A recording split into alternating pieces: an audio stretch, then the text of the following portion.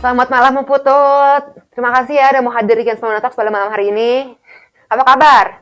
Malam, Kianu. Alhamdulillah, baik. Iya, ya karena kan juga kalau misalkan ngomong sama ahli sepeda, kayaknya nggak enak nih kalau nggak sambil naik sepeda karena jadi malu saya mau ngomongin sepeda tapi sayanya nggak bawa-bawa sepeda ke sini. Kapan-kapan kita naik sepeda bareng ya, Om Putut ya. Kita keliling-keliling. Ya, goes bareng. Tambah seru, goes bareng betul. Ya, ayo. Iya ya. Ya jadi kan dari yang saya baca ya, Om Putut ini kan sekarang bekerja di CNI Indonesia ya waktu itu sebagai Head of Logistik hingga sekarang. Tapi selain itu, Ya. Om Putut juga mengambil alih Bike to Work waktu itu ya. Bukan mengambil alih, aku diminta kawan-kawan. Terpaksa jadinya Dijorokin untuk menjadi ketua Bike to Work Indonesia. Wih. Iya, gimana tentang Bike to Work apa yang Kianu pengen tahu? Emang ketuanya kenapa sebelumnya? Udah capek atau emang? Ya, jadi pergantian itu lumrah terjadi di semua organisasi, jadi tidak ada sesuatu yang aneh, biasa aja. Sebelumnya kan ini kan ya, Om Toto kan aku tuh yang jadi ketua umumnya ya. Ya, Om Toto. Tapi Bike to Work tuh sebenarnya ngapain sih? Apakah itu jadi partneran sama pemerintah dalam mencari inovasi-inovasi baru atau misalkan jadi kumpulan-kumpulan untuk pergi biking bareng atau ngumpulin aspirasi atau gimana sih sebenarnya fungsinya apa ini Bike to Work? Ya, Bike to Work Indonesia. Ya, Bike to Work Indonesia itu social movement, Kianu. Jadi social movement ini adalah gerakan moral, gerakan sosial untuk mengajak masyarakat luas mengurangi ketergantungan terhadap penggunaan kendaraan bermotor pribadi untuk beralih naik sepeda. Kita mulai dari jarak yang paling dekat.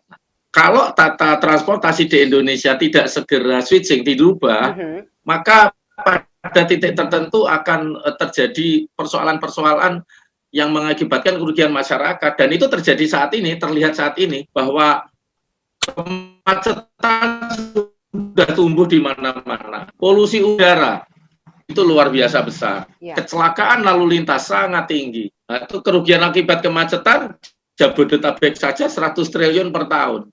Polusi udara rilis terakhir yang saya baca itu 35,6 triliun per tahun untuk Jakarta saja. Nah, tetapi Bike to Work Indonesia tidak hanya mendorong untuk naik bersepeda saja, tetapi kita juga mendorong masyarakat luas untuk naik angkutan massal dan jalan kaki juga. Jadi tadi berjalan kaki, transportasi umum sama sepeda ya. Dan alhamdulillah kita ini satu kesatuan yang kita dorong. Ya. Dan alhamdulillah kita di Jakarta ini kan juga sudah mulai terintegrasi antara para transportasi umum itu ya. Dan kalau kita lihat emang kayaknya di Jakarta sekarang jalan-jalan untuk sepeda itu udah mulai banyak ya, di mana-mana udah ada ya, terutama di Jakarta Selatan sama Jakarta Pusat. Tapi yang waktu itu Kianu lihat juga ya di Jakarta ini waktu itu kan awalnya sepeda lipat itu diperbolehkan masuk ke MRT dan it's a good idea, saya setuju sekali karena kan jadi memudahkan juga.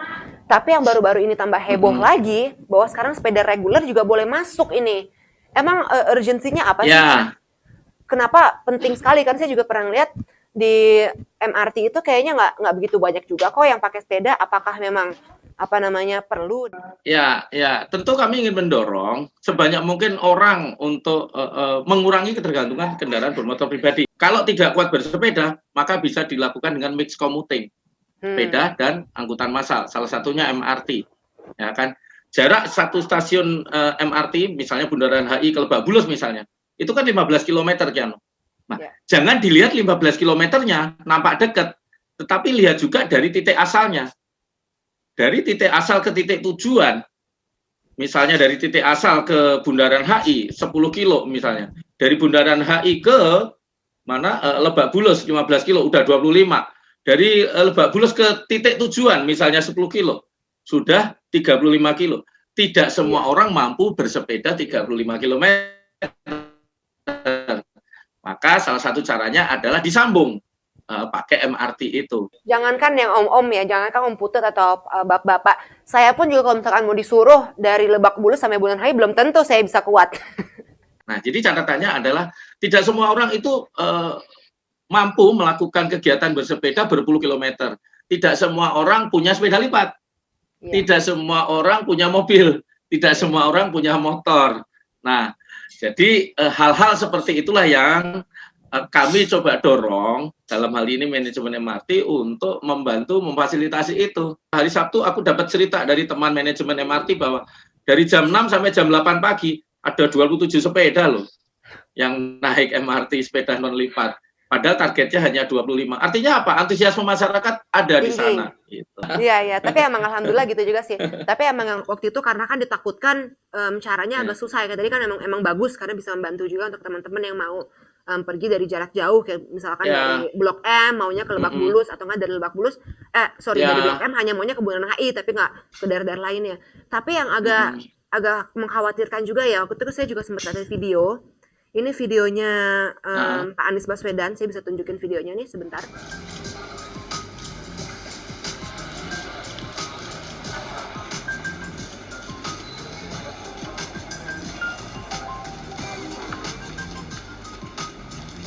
Jadi itu akses tangga namanya ya. Jadi akses tangga itu ada beberapa catatan yang saya ingat ya.